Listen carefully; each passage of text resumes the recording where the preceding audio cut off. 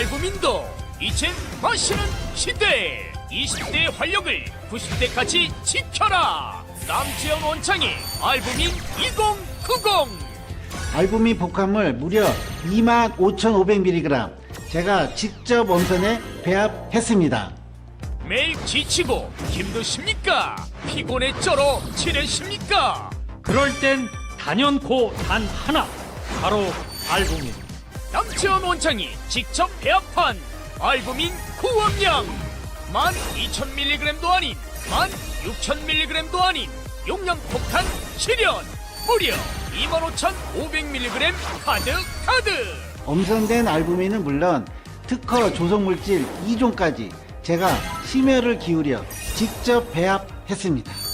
기존보다 용량도 50% 이상 확 늘린 고용량.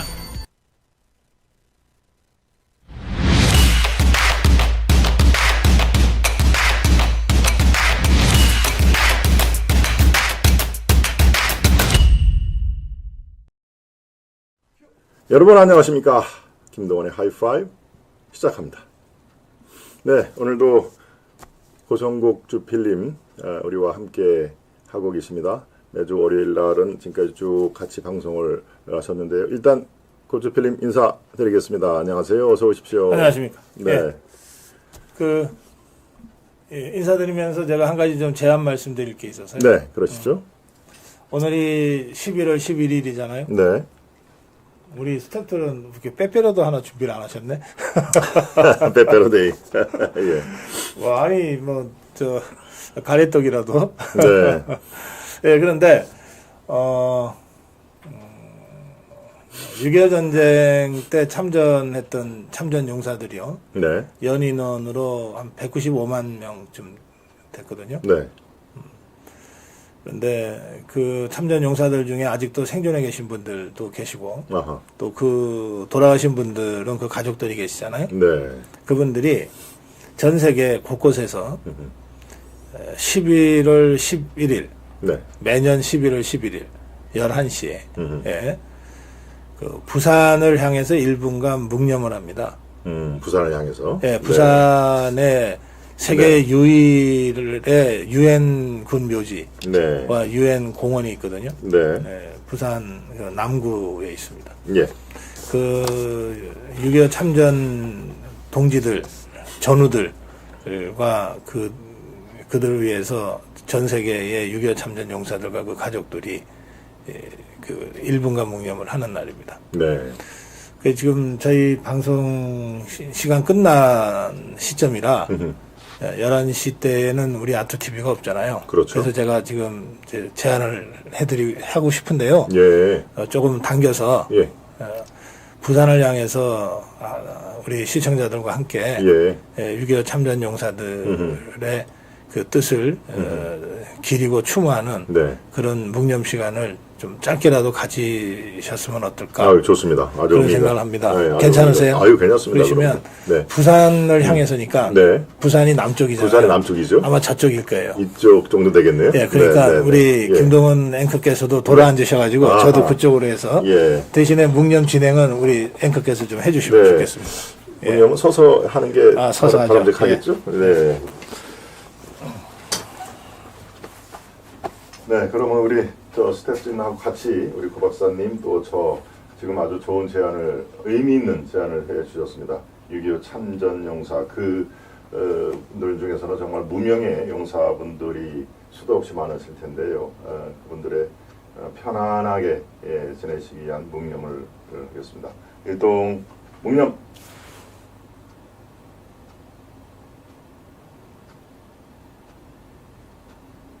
바로 네, 그렇습니다. 예, 제가 방송 진행을 하면서 이렇게 묵념을 경건하게 또 한 것도 지금 처음 같습니다. 역시 우리 고 박사님이 아주 의미 있는 제안을 해 주셨는데요. 11시에 네. 11시에 그렇게 되어 있습니다만 우리 이제 11시에는 시간이 맞질 않아서 미리 묵념을 해드렸습니다. 네, 그렇군요. 6.25 참전용사 그분들 우리가 늘 6월달 호국 보훈의 달에는 그분들의 어떤 그 흔적 기록들을 찾느냐고 애를 쓰지만 그것이 또 지나가면은 또 흔적도 없이 우리 기억 속에서 없어지는 건데 우리 구 박사님 예 어떻게 또 이런 그 의미 있는 제안을 또 하시게 됐습니까? 그냥 네. 늘 눈 뜨고 있으면 보이는 거죠. 네, 좋습니다. 그렇군요. 예, 눈 뜨고 관심을 가지면은 뭐요 관심 있는 그 사안은 눈에 보이게 돼 있죠. 예, 저도 하나 배웠습니다. 네, 이번 주 월요일도 어느 주일 못지않게 분주하실 겁니다. 예, 국내 안팎으로 분주하지요. 예, 트럼프 2.0 시대가 상징하는 만큼 예, 해외에서도 지금 뭐 아주 분주하게 움직이는 모습들이 서울 여의도까지 다 포착이 됩니다만은 특히 대한민국 여의도 정치는 어느 해외보다도 좀 이번 주는 분주한 일주일이 됩니다. 네, 이재명의 1심 판결이 이번 주 금요일 날 나오고요. 또 김건희 여사 특검 관련해서 세 번째 발의가 지금 목요일로 예정이 되어 있습니다. 참 숨가쁘게 이번 주가 전개가 될 예정인데요. 일단 구 박사님께 이번 주 전체적으로 한번 어떻게 전망을 하시고 분석을 하시는지 이재명 금요일 날 1심 판결부터 한번 분석을 좀 해주시죠. 저는 지난주에 윤석열 대통령의 그 임기 반환점 기자회견이 굉장히 중요한 그 전환점이 됐다고 생각합니다. 예. 네, 그날 다들 보셨겠지만 윤석열 대통령이 너무 정말 진솔하고 절실한 마음으로 국민들께 고개를 숙였어요. 네. 네, 그러면서 그러나 4대 개혁은 더 이상 미룰 수 없다. 이런 강한 의지를 다시 표명했고요. 때 맞춰서 니스위크지의 표지 모델로 그렇습니다. 네. 등장하면서 그 뉴스위크 편집장이 그 북한이 중요한 줄 알았는데 진짜로 한국 국내 정치 상황이 정말 중요하다. 이런 그 제목을 달아서 네. 그 보도를 했습니다. 거기에서도 윤석열 대통령은 역대 정권들이 다 표 때문에 겁이 나서 하지 못했던 그 4대 개혁 지금 하지 않으면 정말 더 이상은 손볼 수가 없게 된다. 하는 절실한 심정을 아주 절절하게 그 표현을 했더라고요. 예. 이제 그런 것들이 국민들한테 전해지면서 임기 후반기에 우리가 뽑은 대통령 더 이상 흔들지 말고 일점하게 좀 지지해 주자. 네. 이런 분위기들이 확산되고 있습니다. 이제 그런 분위기가 확산된 것을 대표적으로 우리가 볼 수 있는 게 한동훈의 변화입니다. 그 한동훈 일당들이 그 세상이 어떤 세상인 줄, 시절이 어떤 시절인 줄도 잘 모르고 야당이나 할 법한 그런 그 대통령에 대한 공격을 계속 해왔잖아요. 네. 윤석열 대통령 기자회견 직후에도 그 뭐 한동훈 그 똘마니들이 뭐 하나님만 못한 기자회견이었다는 예, 등. 폄훼를 했죠. 네. 그런데 한동훈이가 보니까 이게 국민들의 그 분위기가 바뀌고 있잖아요. 국민들의 분위기가 바뀌고 있어요. 한동훈이가 입만 열면 얘기하는 이른바 국민 눈높이, 국민 여론, 민심이 바뀌고 있다는 거를 한동훈이가 캐치한 것 같아요. 그래서 한동훈이가 입장을 바꿔버렸어요. 네. 어떻게 바꿨냐. 대통령의 기자회견에 대해서 뭐 잘했다 못했다 말하지 않고 그건 사실은 높게 평가해야 될 기자회견이거든요. 하여튼 그걸 하지 않고 똘마니들처럼 폄하도 하지 않고 뭐라 그러고 있는가 하면 약속을 신속하게 실천의 그리고 문제다. 국민 눈높이에 맞게 실천하는 게 중요하다. 그렇습니다. 뭐 예, 이러고 예, 어쨌든 입장을 바꿨어요. 네네. 예. 예, 그러면서 당내 분란도 자연스럽게 잦아들게 됐고 또 처음부터 뭐 표대결 가자고 했던 게 한동훈 일당들 아닙니까? 그렇죠. 특감 가지고. 근데 표대결 가자는 소리 이제 그쪽에서 못 합니다. 쑥 예, 들어갔어요. 그렇습니다. 실질적으로 그렇습니다. 예, 그러면서 이 국민의힘 내부 분란이 예, 잦아들었는데 그거는 우선 그 한동훈 일당들에 대한 우리 자유파 국민들의 강력한 비판이 주요했다고 생각합니다. 네. 그 분위기가 얼마나 험악했습니까? 대구에 가서도 욕 듣고 오고, 예, 부산에서도 뭐 욕 듣고 오고 그랬잖아요. 그러니까 이제 한동훈이도 아이고 계속 이렇게 대통령하고 어긋장 나서는 이거 내가 죽겠다 이런 위기의식을 느꼈던 것 같아요. 그리고 아까 말씀드린 대로 윤석열 대통령의 정말 그 진심 어린 사과와 그 이 4대 개혁 추진에 대한 국민적 호소로 네. 이제 국면이 바뀌었어요. 그렇게 되니까 당장 어떻게 됐냐? 그 대통령 기자회견 직후부터 야당에서 나오는 얘기들은 이거 이제 뭐 윤석열 아직 정신 못 차렸다. 이제 탄핵밖에 없다. 막 이랬잖아요. 네. 그러면 그 야당들의 그런 주장이 맞다면 토요일 날 더 많이 모였어야죠. 그렇죠. 토요일 날. 네. 그런데 제가 토요일 날 한 4시간 가까이 광화문과 시청 현장을 취재했습니다. 아, 우리 그 박사님이 계셨군요. 네. 네. 어두워질 때까지 제가 있었는데 혹시나 또 불상사가 있을까봐 또 혹시나 저 종북 주사파들 쪽에서 뭔가 폭력 사태를 유발할까봐 네. 뭐 어두운 데니까 그럴 수 있잖아요. 그래서 걱정이 돼서 밤 늦게까지 있었는데 뭐 그런 거 전혀 없었어요. 없었고 워낙 그 모인 숫자가 압도적으로 차이가 났어요. 네, 예. 저도 목격했습니다. 예, 광화문은 뭐 대단히 많이 모였습니다. 그리고 지난 광화문 집회 때부터는 차로 자체가 더 넓어졌기 때문에 길이는 좀 짧아졌을지 몰라도 모인 숫자들은 훨씬 많아요. 네, 차로가 한 차선만 남겨놓고 네. 다 찼죠. 예. 네. 거기에다가 제가 현장에 나가지 않으면 느낄 수 없는 건데요. 우리 자유파 국민들의 광화문 집회는 정말 그 힘있고 또 다들 저 웃음 띤 얼굴로 집회를 했어요. 네. 그건 가보신 분들은 누구나 다 느끼셨을 거예요. 네, 그렇습니다. 네. 뭔가 광화문 집회 그러면 박근혜 대통령 탄핵당할 때의 집회는 막 나라 잃을 것 같은 그 위기의식 속에서 처절한 분위기 속에서 진행이 됐거든요. 네. 근데 제가 토요일 날 나가서 느낀 거는 이제 우리 이겼다. 예. 저것들이 뭐 탄핵 어쩌고 저쩌고 깜짝깜짝 하는데 택도 없는 소리다. 예, 압도할 수 있다. 우리는 승리할 수 있다. 이런 승리에 대한 확신감으로 그 광화문에 모인 분들의 표정이 굉장히 밝았어요. 네. 그리고 어느 때보다도 해외 교포들이 많이 나오셨고요. 예, 그런데 비해서 수도 많았지만 분위기가 그랬습니다. 거기에 비해서 저 시청 앞 시청역 시청 광장 쪽에서 모인 그 좌파들의 집회는요. 제가 서대문에서부터 쭉 취재를 했거든요. 네. 민주당은 민주당의 자체 집회라고 그동안 계속 주장하고 했어요. 그런데 실제로는 유니폼 입은 노조원들이 네, 민노총. 행진하면서 계속 그쪽으로 모였어요. 그렇습니다. 네, 이게 민주당 독자 집회로 제가 보기에는 그저 수천 명도 못 모였을 거예요.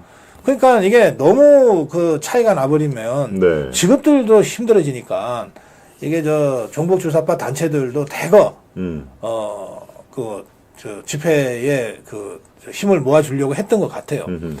그리고 이게 또 너무 티나면 안 되잖아요. 네. 야, 이게 민노당 집회다 그러면서 왜 노조원들이 이렇게 설치냐.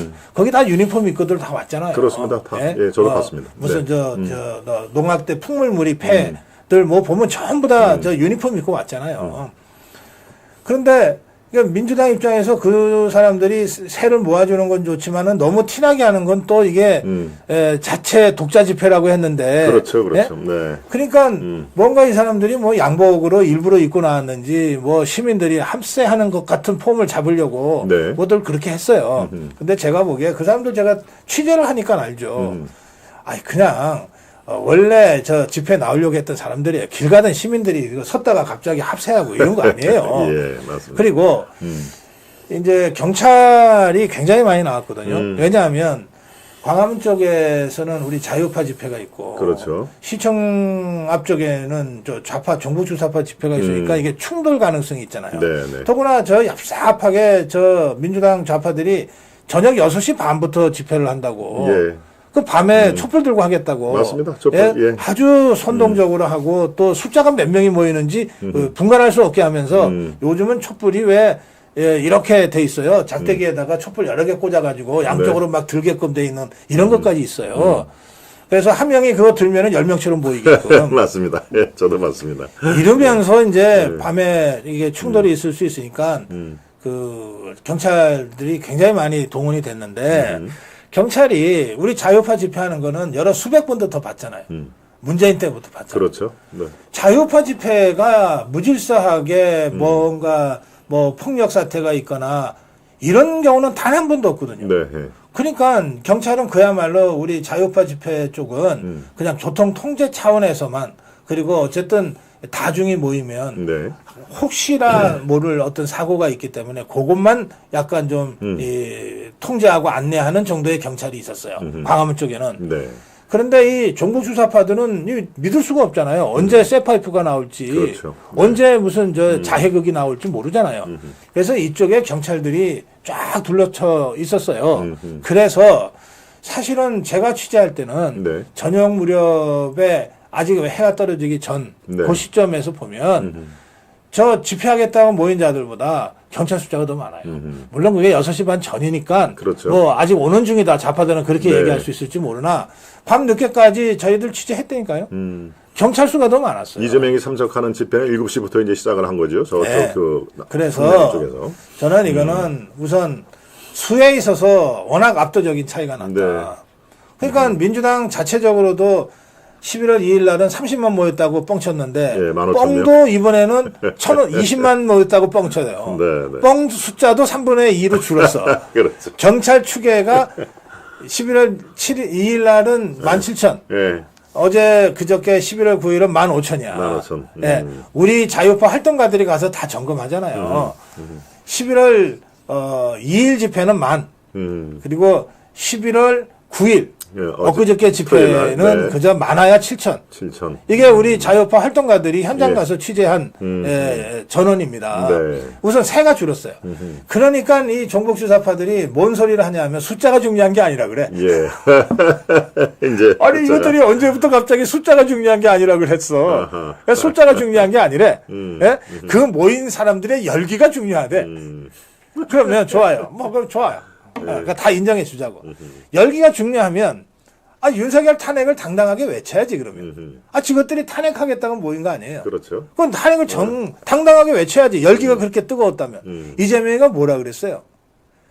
두 글자를 쓰고 싶지만 내가 못 쓰겠다. 맞습니다. 예. 아니 이게 무슨 애들 갖고 장난치는 것도 아니고 예. 말이지. 예? 자기는 탄핵 선동을 안 했다는 그 정도로 그런 얘기를 자신 없는 자가 지금 그렇죠.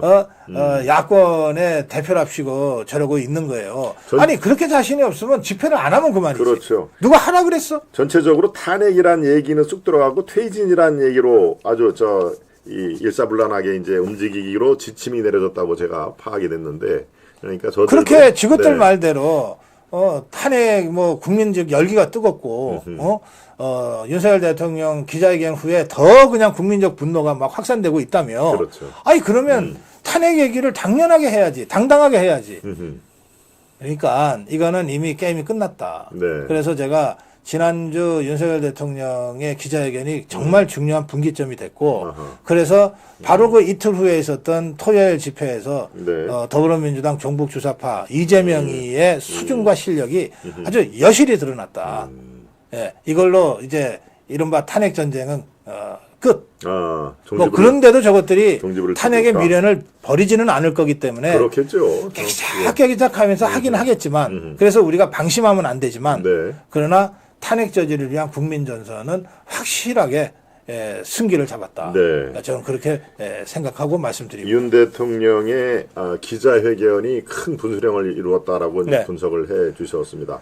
그 윤 대통령의 기자회견 중에서 우리 구 박사님이 꼽는 가장 이 뭡니까 하이라이트 발언은 역시 뭐가 될까요? 사과 장면이 될까요? 아니면 어떤 게 제일 인상 깊으셨습니까? 여러 군데에서 그 의미를 저는 네. 찾고 싶은데 네. 우선은 네. 대통령이 앉아서 시작을 했다가 일어나서 그렇습니다. 네. 양복 재킷을 다시 여미고 자세를 바로 하고 고개를 깊이 숙여서 사과했잖아요. 네. 그 장면은 누구도 예상하지 못한 장면이에요. 아하. 우선 비서들이 예상 못한 것 같아요. 대통령실 비서들이. 예. 또 김건희 여사도 2년 반 동안 뭐 잘했다고 절대 치적 자랑하지 말고 네. 사과를 많이 하세요라고 조언했다는 거 아니에요? 그렇죠. 대통령 설명에 따르면. 그렇습니다. 네. 그런데 김건희 여사도 자기 남편인 윤석열 대통령이 그렇게 사과할 줄은 아마 예상을 못했을 거예요. 평소의 스타일이 아니니까. 그렇죠. 네. 뭐 이런 사과를 놓고서도 사과 안 했다고 지금 빡빡 우기고 있으니까 종북 주사파들이 이건 네. 뭐 더 이상 이게 말을 섞을 존재들이 아니라고 저는 생각하지만 예. 지금 역대 대통령이 여러 차례에 걸쳐서 사과했지만 그날 윤석열 대통령처럼 네. 정말 온몸으로 진심으로 사과한 대통령은 처음입니다. 예. 예, 그 점이 역시 압권이었고요. 네. 그렇기 때문에 그 이후에 모든 설명이 진정성 있게 전달이 되는 거예요. 네. 뭐 워낙 많은 얘기들을 했기 때문에 뭐 4대 개혁을 왜 해야 되는지 그럼에도 불구하고 그렇죠. 네. 뭐 또 트럼프 대통령과의 그 관계를 어떻게 그 설정해 가려고 하고 있는지 하는 굉장히 중요한 얘기들. 또 체코 원전 헐값 수주라고 하는 건 진짜 무식한 네, 얘기다. 무식한 얘기라는 표현을 했죠. 뭐 하는 얘기, 뭐 그렇죠. 이러한저런 국정 네. 전반에 대한 얘기들도 다 중요합니다. 근데 저는 그 중에서도 우리 국민들한테 좀 감성적으로 다가간 부분은 네. 역시 김건희 여사와 관련된 부분일 것 같아요. 그러니까 아니 너 미쳤냐는 말이 그냥 자기도 모르게 나왔다는 거 아니에요. 맞습니다. 예, 그게 참 지금 저 시중에 화제가 되고 있더라고요. 예. 이게 그야말로 생활 언어로 그냥 이렇게 국민들한테 대통령의 진심 그리고 대통령과 김건희 여사의 관계 네. 그리고 김건희 여사가 어떤 내조를 했는지를 그 짧은 한두 마디로 전달이 된 거 아니겠어요? 네. 그 대목을 보면서 많은 분들이 울컥했다는 거예요. 한번 생각을 해보세요. 네.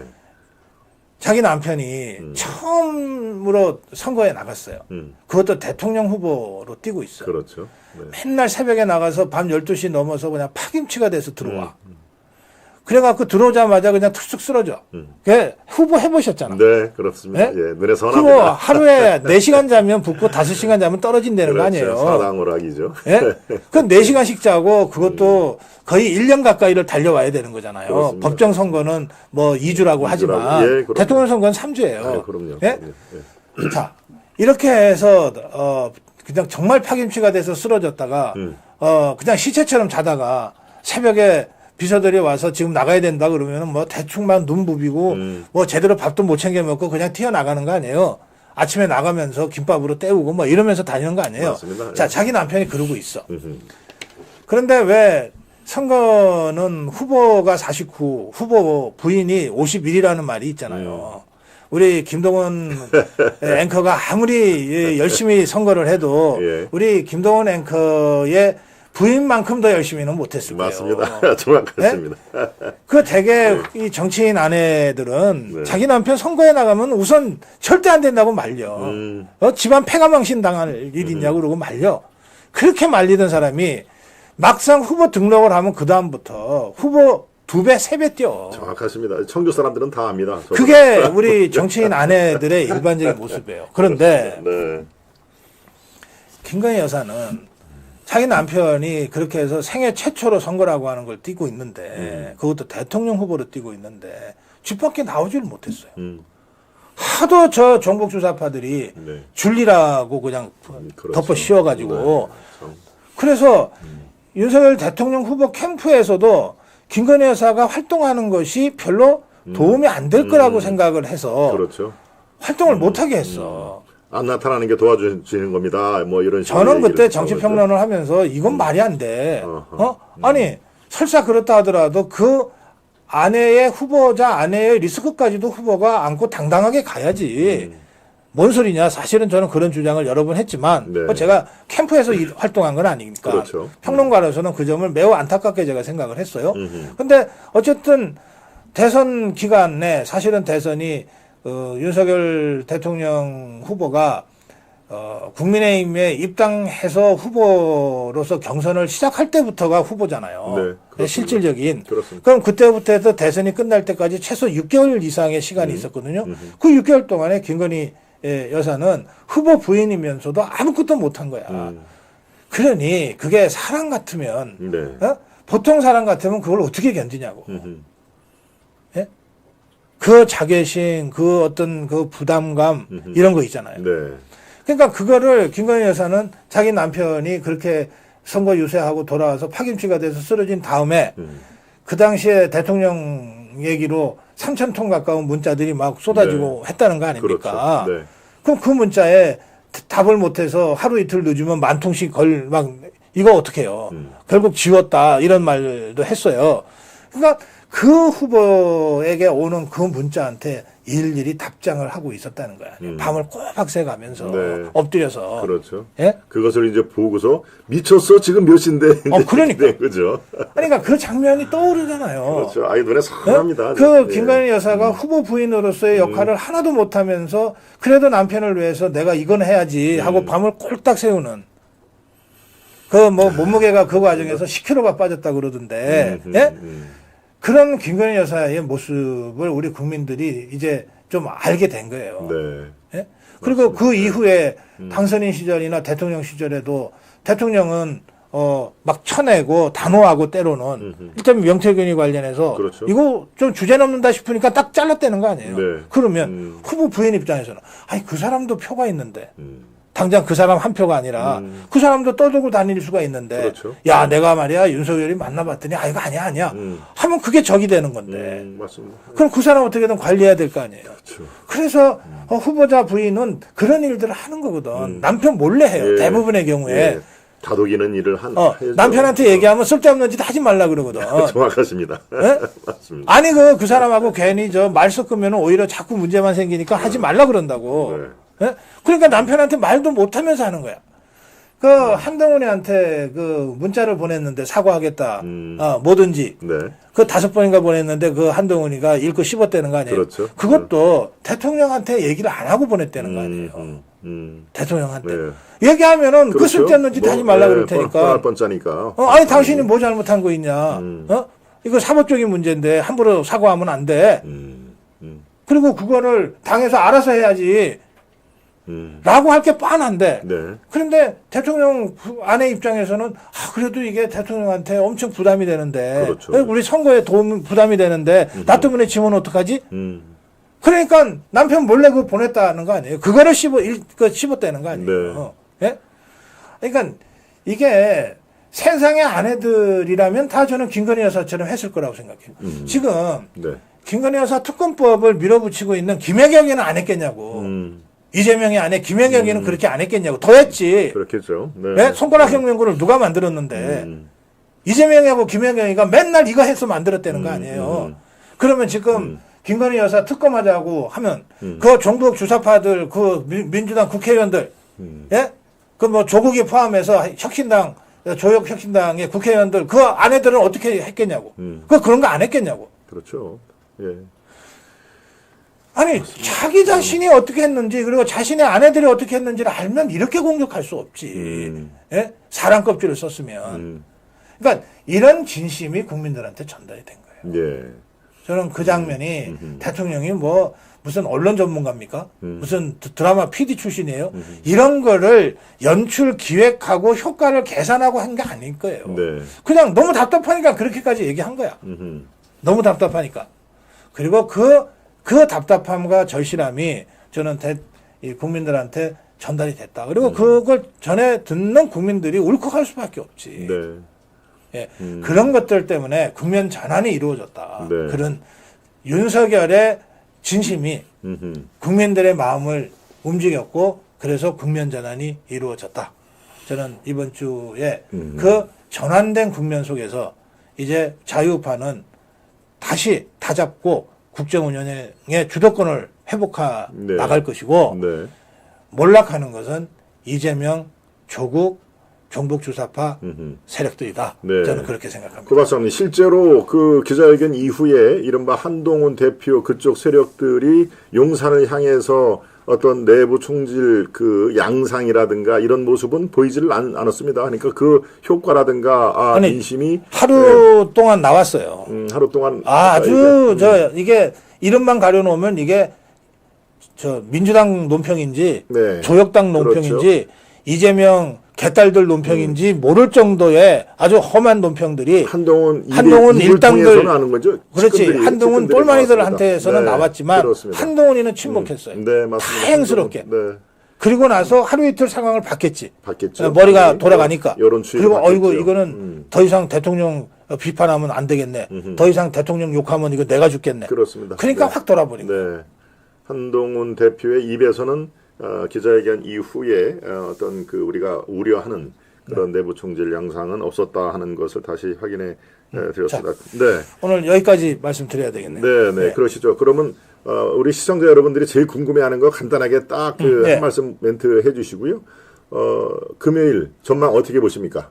유죄죠. 네, 당연히 유죄지. 당연히 유죄고 예. 우리 저 시청자 여러분들이 이 환호, 박수와 환호를 칠 정도의 그 네. 양형이 있다고 당연하죠. 보시는 것 같은데. 예. 선거법이기 때문에 금고형이 나올 가능성은 그렇게 높지 않아요. 그러니까 네. 금고형이라는 건 징역 이렇게 징역형. 네, 징역형. 그러나 100만 원 이상이면 의원직 박탈되고 그렇죠. 차기 선거법 대통령 위반이니까. 선거에 출마 못 하는데요. 네. 그리고 434억을 토해내야 되는데 100만 원 이상이요.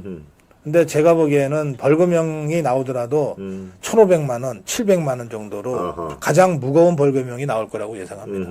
네. 그렇군요. 그리고 네. 좌파들은 아무리 이게 1심이야 2심, 3심 가봐야 알아 네. 하면서 재판 끌려고 하겠지만 다른 건 몰라도 조희대 대법원장이 선거법에서 2심 3개월, 3심 3개월은 지킬 거예요. 그러면 길어야 내년 5월이면 이재명의 정치 생명 끝납니다. 네, 이른바 633이 적용이 될 것이다. 네. 6은 적용이 안 됐겠지만 네. 이미 안 됐어요. 네, 그러나 그렇죠. 3, 3은 적용을 할 거다. 그렇군요. 그러면 네. 길어야 내년 5월이면 대법 확정 판결로 이재명은 끝난다. 정치 네. 생명이. 저는 네. 그렇게 예상하고요. 그러면 이제 1심에서 그 무거운 벌금형도 아주 무거운 벌금형이 나오는 순간 네. 민주당은 패닉에 빠지고 그리고 세포 분열처럼 그 분열되어 갈 겁니다. 네. 그 한 가지만 말씀드리고 제가 일어날게요. 네, 네, 그러시죠. 오늘은 저희 대한민국의 가장 그 정도를 걷고 있는 아시아투데이 종합일간지 아시아투데이입니다. 종합일간지 아시아투데이가 창간된 지 19주년 되는 날입니다. 창사 19주년 되는 날입니다. 그래서 오늘 우리 아시아투데이를 보시면 창간 특집으로 정말 이 글로벌한 이슈부터 네. 국내의 아주 첨예한 이슈까지를 다뤘고 또 제가 주필 컬럼도 썼고 했는데 예. 이 아시아투데이 19년 되는 동안에 정말 많은 그 어려움이 있었어요. 특히 문재인 정부 주사파 정권 때 언론사로서는 거의 유일하게 그리고 첫 번째로 장기간에 걸친 세무조사까지 당했습니다. 예. 그렇게 탄압받았던 이 아시아투데이가 종북 주사파 문재인 정권과의 투쟁에서 오히려 자유파 정도 언론의 길을 당당하게 걷게 됐습니다. 그리고 그 흐름에서 저도 아시아투데이와 합류해서 주필하고 있고 또 우리 김동원 앵커도 부사장으로 정말 중요한 역할을 했다가 지난번 선거 출마하느라고 이제 할 수 없이 직을 내려놓은 건데요. 그래서 네. 다시 복귀가 됐습니다. 네. 그런 아시아투데이에 대해서 여러분들 더 많은 사랑과 또 질책을 해주시면 좋겠고요. 그리고 사랑과 질책을 하기 위한 출발점이 아시아투데이 구독하는 겁니다. 이거는 유튜브 구독하고 달라서 실제로 한 달에 얼마씩 돈을 내시고 신문을 사주셔야 돼요. 그런데 조중동 한겨레 경향은 말할 것도 없고 우리가 보수 언론이라고 믿었던 조중동까지도 우리를 배신한 지가 한참 됐습니다. 그런 상태에서 네. 유일하게 대한민국을 지키고 자유파 정도를 지켜나가는 아시아투데이를 여러분들이 꼭 돈을 내는 구독, 신문 구독입니다. 이걸 좀 오늘 19주년 창간 기념일을 계기로 한 번씩 해 주실 것을 제가 이 방송을 통해서 간곡하게 부탁드립니다. 네. 신문 광고만 하면 또 광고주들이 뭐라 그래요? 알부민 광고도 해야 되겠어요. 이게 마시는 단백질인데요. 마시는 단백질 알부민, 이 간에서 만들어지는 혈관 단백질인데요. 이게 뭐냐면 그냥 그 건강 음료라고 생각하시면 돼요. 뭐 박 XX 무슨 BXX 하는 거 있잖아요. 네. 예, 그 약국 가시면은 그냥 쉽게 살 수 있는 그건데 이거는 좀 달라요. 이거는 혈관 단백질 알부민을 주 성분으로 해서 만들었기 때문에 이게 순간적인 그 피로감도 해소시켜 주지만 실제로 면역력을 강화시켜요. 그리고 알부민 성분이기 때문에 근육량도 강화시켜 줘요.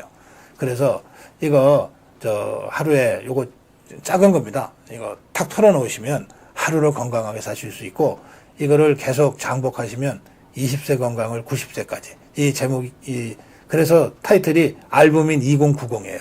20대 건강을 90대까지.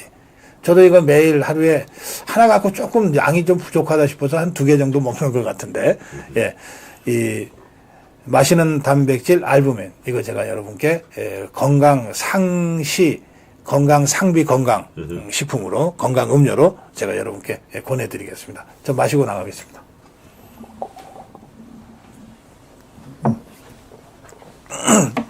네, 고맙습니다. 네, 살펴가십시오. 네. 네, 다현님, 규희님, 오늘도, 우리 고 박사님, 논평에 귀를 기울여주신 박영준님, 김태사님, 재경윤진님, 속구침님, 청담동님, 현무님, 박옥선님, 예, 많은 분들이 지금 제 앞에 있는 눈에, 이 창에 있어서 여러분께 불려드렸습니다. 네, 이제 전하는 말씀 듣고 다시 저는 또 여러분들께 한 가지 이슈를 더 살펴드리도록 하겠습니다. 1분 영상 살펴보고 돌아오겠습니다. 알부민도 이젠 마시는 시대. 20대의 활력을 90대까지 지켜라. 남지영 원창의 알부민 2090. 알부민 복합물 무려 25,500mg 제가 직접 원산에 배합했습니다. 매일 지치고 힘드십니까? 피곤에 쩔어 지내십니까? 그럴 땐 단연코 단 하나, 바로 알부민. 남지원 원장이 직접 배합한 알부민 구원량 12,000mg도 아닌 16,000mg도 아닌 용량 폭탄 실현 무려 25,500mg 가득. 엄선된 알부민은 물론 특허 조성물질 2종까지 제가 심혈을 기울여 직접 배합했습니다. 기존보다 용량도 50% 이상 확 늘린 후용량. 네, 다시 돌아왔습니다. 예, 변함없이 청담동님, 정혜원님, 수평선님, 김창호님, 예, 많은 분들, 예, 제가 혼자 진행할 때는 여러분들과의 소통을 중시 여기기 때문에 여러분들이 애써서 쓴 그 댓글들을 많이 제가 소개를 해드리는 편입니다만, 고 박사님과 대담할 때는 이 고 박사의 논평을 되도록이면 많이 이끌어내는 역할에 중시를 해야 되기 때문에 여러분들 댓글을 많이 소개를 해드리지 못하고 있습니다. 네. 화요일, 수요일, 목요일, 월요일 날 외에는 여러분들 제가 진행을 하면서 여러분들 댓글에 신경을 많이 쓰고 있으니까 댓글로 저와 소통을 하고 싶은 분들은 화요일, 수요일, 목요일 방송에도 관심을 가져주시기를 바랍니다. 네, 오늘 마무리를 질 이슈는 사회 보수주의 태풍 몰아친다라고 하는 방금 말씀드린 오늘 창간 19주년을 맞은 아시아투데이의 오늘 이 창간 기념 시리즈를 여러분께 소개를 해드리고자 합니다. 사회 보수주의 한번 기사를 잠깐 보도록 하겠습니다. 보수주의, 컨서버티즘 이런 얘기는 여러분들이 들었겠지만 사회 보수주의 태풍이 몰아친다 하는 것이 오늘 창간 기념 시리즈로 나와 있습니다. 창간 19주년, 내년이 20주년이고요. 올해가 19주년 대선언 다시 길을 묻다 이렇게 돼 있죠. 바로 여기에 나와 있습니다. 사회보수주의? 저게 뭐지? 새로운 개념인가? 라고 여러분 생각하실지 모르지만 그렇게 새로운 개념은 아니고요. 미국의 학계 또는 트럼프 일기 시절에 상당히 미국 쪽에서 먼저 이 개념이 이 확산이 된 그런 상황입니다. 먼저 뜻을 한번 살펴보겠습니다. 사회 보수주의, 영어로는 소셜 컨서버티즘. 보통 우리가 보수주의 할 때 보수의 컨서버티즘이라는 거 얘기로 주로 얘기를 하는데요. 앞에 소셜이라는 얘기가 붙었습니다. 즉 사회 보수주의인데 왜 소셜이라는 말이 붙느냐? 사회 안정 유지, 여기에 방점을 둡니다. 그 더 한꺼풀 들어가면은 점점 좌경화가 되고 있다.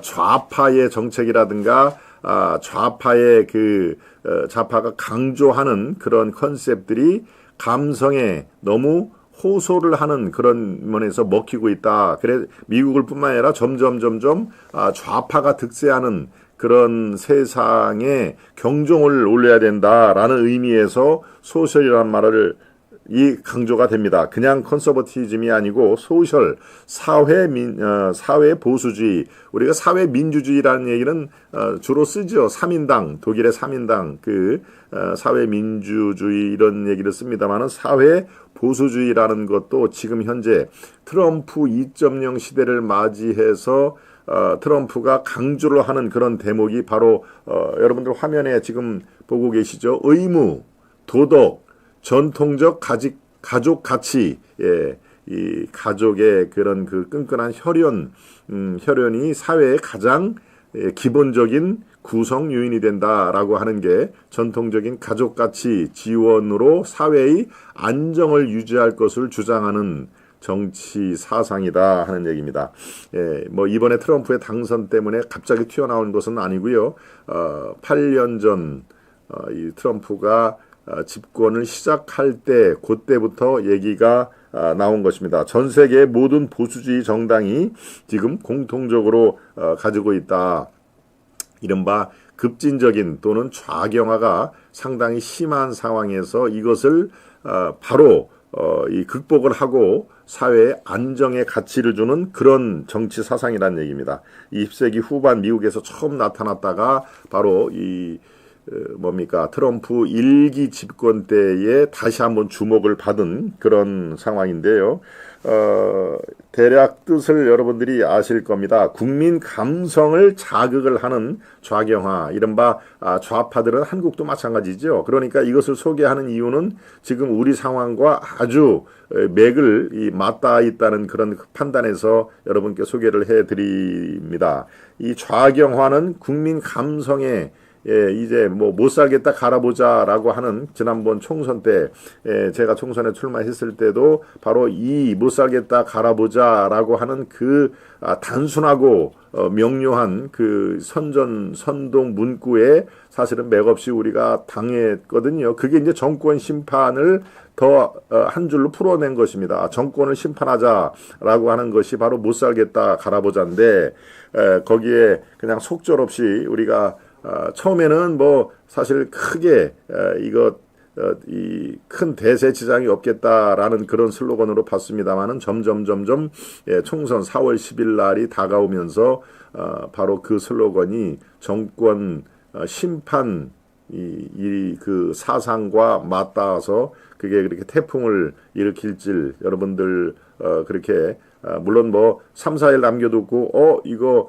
역전이 되나 보다. 그리고 무슨 아주 역풍이 부네 라고 하는 것은 저도 역시 후보로서 다니면서 많은 유권자들 다니면서 알겠지만 이렇게 큰 역풍이 올지는 예상 밖의 거물급 태풍인 것이죠. 바로 여기입니다. 국민 감성에 자극을 한다. 국민 감성을 톡톡톡톡 뛰는. 왜냐하면 이들은 선전선동에 관해서는 세계 1등이죠. 말을 괴벨스의 선전선동을 그대로 이들은 따라오고 있습니다. 팩트가 아닌 것을 어떤 사람을 쓰러뜨리기 위해서는 딱 1분이면 된다. 2줄이면 된다 하는 얘기를 이들은 괴벨스처럼 얘기를 하고 있죠. 그게 바로 이제 김건희의 악마화를 그렇게 하는 거 아니겠습니까? 김건희 여사를 악마화를 시키면서 윤석열의 탄핵을 이끌어내는 바로 그런 전략을 지금 쓰고 있는 것인데 바로 그대로 지금 나타나고 있습니다. 좌경화, 국민 감성을 자극하고 또 PC주의, 여러분 잘 생소하게 느끼실지 모르겠는데 PC주의, Political 예, 콜렉트니스, 정치적 올바름이란 뜻입니다. 정치적 올바름, 뭐 인권이니 환경이니 예, 이런 것들이 인권, 당연히 인권을 주장하는 것이 주장을 안 하는 세력들보다 더 정의롭죠. 또 환경, 당연히 우리 자식 세계를 위해서 환경을 최우선으로 해야 된다라고 하는 세력이 그렇지 못한 세력보다는 훨씬 더 정의롭죠.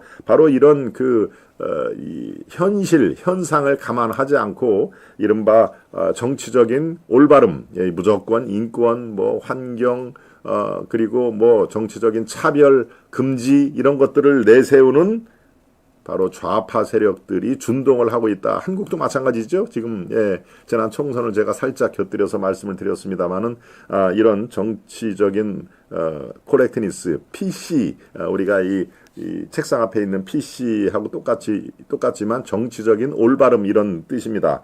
바로 좌파들이 자기들 전유물처럼 삼고 있는 PC와 국민 감성을 자극하는 선전선동 이것들이 지금 미국 한국을 포함해서 유럽까지 지금 준동을 하고 있다. 바로 이것을 막기 위해서는 사회 보수주의, 소셜 컨서버티즘으로 무장을 해야 된다 하는 얘기입니다. 예. 바로 요 대목을 조금 더 살펴보겠습니다. 예, 제2기 트럼프 정부 시대 대한민국의 사회 보수주의라는 태풍이 몰아치고 있다. 한국은 1948년 건국 이후부터 정치, 경제, 사회 모든 영역에서 미국의 압도적인 영향을 받고 있는 나라다. 한 소련 수교와 한 중국 수교, 남북한 유엔 동시 가입 등 노태우 정부의 북방 외교를 설계한 노재봉 전 국무총리죠. 이렇게 얘기합니다. 한국 정치는 국제 정치가 국내 정치를 좌우하는 모습이다. 지정학적 위치 때문이다. 국내 정치만 분석해서는 국가 미래를 내다볼 수 없다. 2기 트럼프라는 대전환의 시대에 한국 정치와 언론은 당장 영향을 받을 것으로 보인다. 라고 하면서 바로 사회 보수주의라는 것을 강조를 하고 있습니다. 예, 전문가들은 우선 왜 해리스 민주당 후보가 패배했고 도널드 트럼프 공화당 후보가 승리했는지를 분석해야 한다. 전문가들은 미국 민주당 선거본부의 정책이 너무 극좌로 흘렀기 때문이라고 보고 있다. 여기에 나오는 그 환경 얘기했죠. 그 다음에 범죄율이 급등하고 국경은 개방돼야 한다. 그리고 탈원전, 환경을 위해서 탈원전을 해야 된다라고 하는 이념에, 극좌 이념에 빠진 민주당은 민생을 공화당보다도 더 들여다보지도 않았다.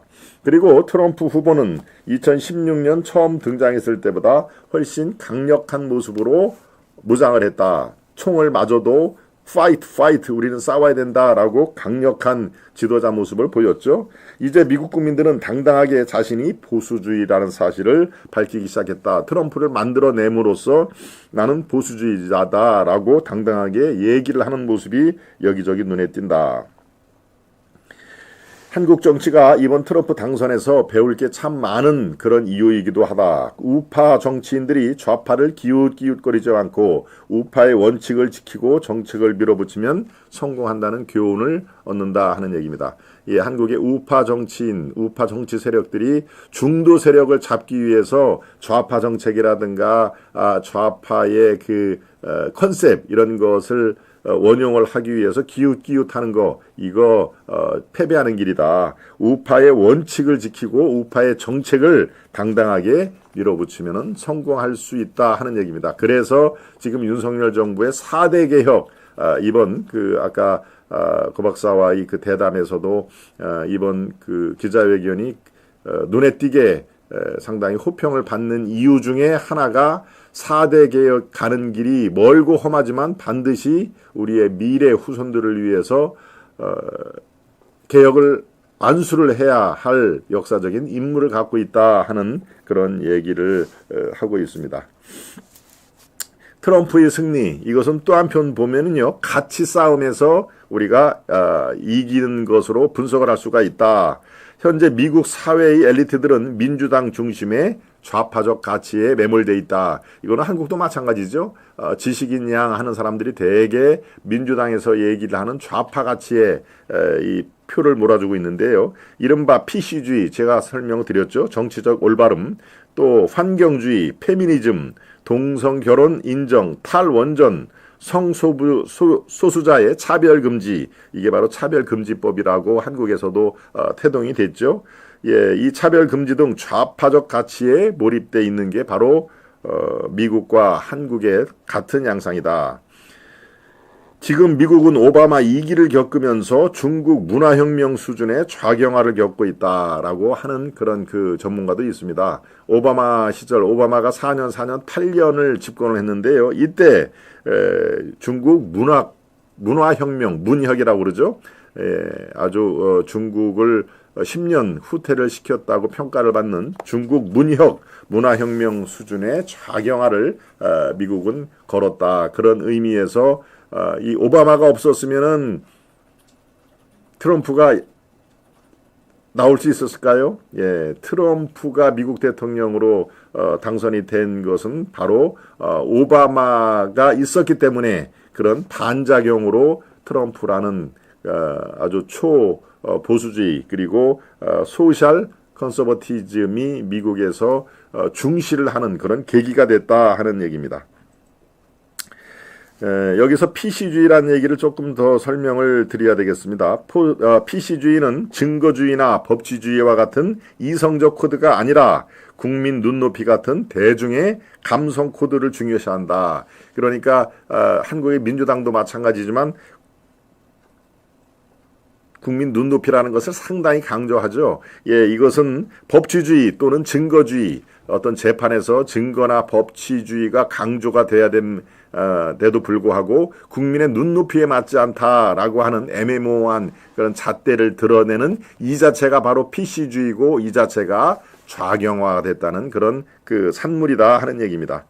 예, 지금 우리 한국 여의도 정치에서도 국민 눈높이라는 얘기가 꽤 많이 나오지요. 예, 하다못해 그 여당 대표도 이 얘기를 여러 번 사용을 했기 때문에 바로 지금 이 얘기가 의미가 있는 것입니다. PC주의로 따지면은 국민 눈높이보다는 증거주의와 법치주의 이런 확실한 자유민주주의의 근거를 이루고 있는 바로 증거와 법치로 이 모든 판결이라든가 이런 것들이 진행이 돼야 된다. 그런데 증거가 없어도 국민 눈높이에 맞지 않으면 그것은 맞지 않는 판결이다라고 얘기를 해버리면 법치주의의 근간이 무너질 수밖에 없는 것이죠. 그것이 바로 PC주의, 정치적 올바름, PC주의가 가지고 있는 맹점입니다. 그러니까 좌파들이 환경이다, 탈원전이다, 또 이 성소수자들을 우대해야 된다, 차별을 금지해야 된다, 그리고 국민 눈높이에 맞아야 된다라고 하는 것은 국민 감성을 건드려서 자신들이 원하는 것을 얻기 위한 하나의 도구일 뿐이다 하는 것들입니다. 예, 이런 것들이 바로 사회 보수주의 태풍에 몰아친다. 이거는 똑같습니다. 미국도 마찬가지고 한국도 지금 그런 경향이 있기 때문에 오늘 창간 기념으로 사회 보수주의 태풍이 몰아친다라는 것을 여러분께 소개를 해드렸습니다. 네, 그렇군요.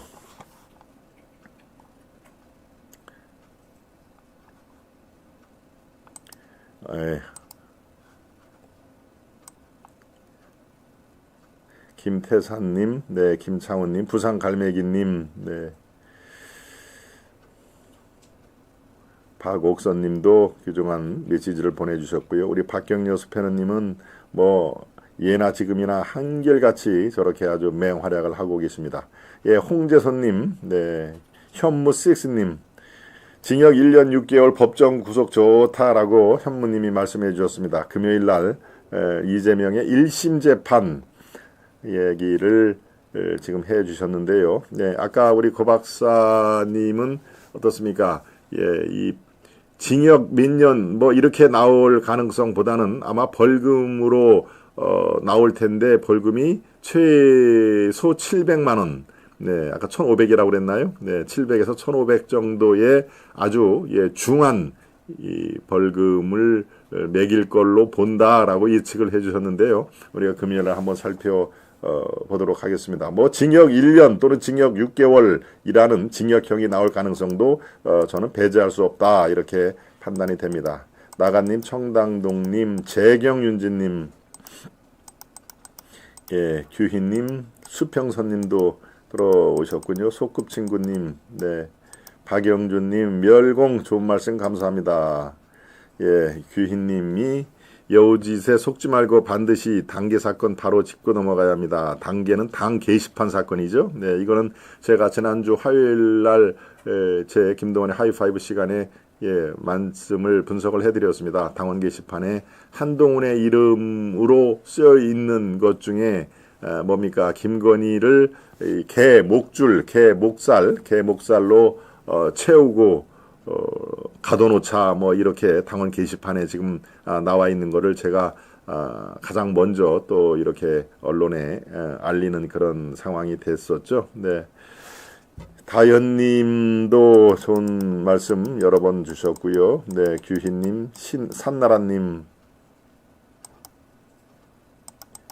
그렇군요. 고태글라님도 들어오셨네요. 예쁜인 이진봉님, 인숙신, 네, 신인숙님, 네, 김 박사 다음에는 꼭 당선되시기라고 말씀을 해주셨네요. 신인숙님, 네, 고맙습니다.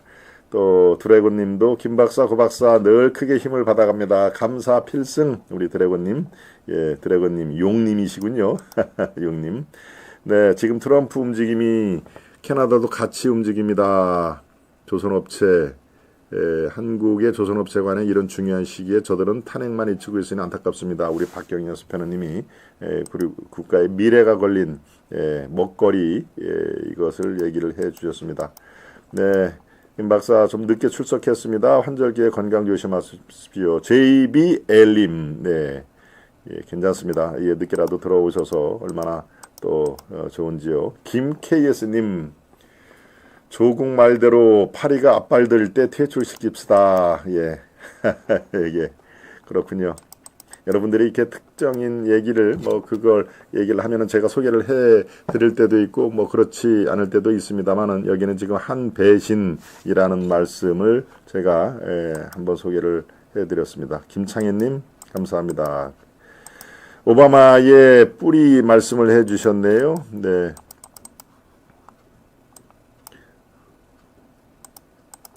그렇군요. 스페인 다녀온 여자님이 들어오셨군요. 스페인 다녀온 여자님. 역시 윤통입니다. 어떻게 스페인은 괜찮아 보입니까? 저는 스페인에 한 10년 전에 다녀왔는데, 예, 참 지금 시간에 요즘 이런 날씨에 스페인 다녀오면 참 아주 좋겠죠. 네. 또 그 뭡니까? 오일, 네, 오일 열매가 쫙 나온 거, 예, 또 뭐 여러 가지 이 역사적 유적은 뭐 여러분들이 많이 아실 테니까요. 예, 올리브 나무가 뭐 많아도 엄청 많지요. 네, 그렇습니다. 이옥구님, 박공정님, 아이러시님 좋습니다. 여러분들이 또 저와 이 아시아투데이 또 고성국 주필의 큰 힘이 된다는 것을 다시 한번 말씀을 드립니다. 네, 오늘 또 11시에는 저희 또 창간 기념식이 사내에서 이 조촐하게 열리기 때문에 여기서 마감을 해드리도록 하겠습니다. 내일 화요일이죠. 내일은 변함없이 여러분과 함께 또 10시에 다시 찾아뵙도록 하고요. 오늘 오후에 편하신 시간 보내시길 바랍니다. 행복하게 지내시고 뭔가 하나는 이루는 시간이 되기를 바라겠습니다. 네, 오늘 여기까지 하겠습니다. 여러분 대단히 감사합니다. 안녕히 계십시오.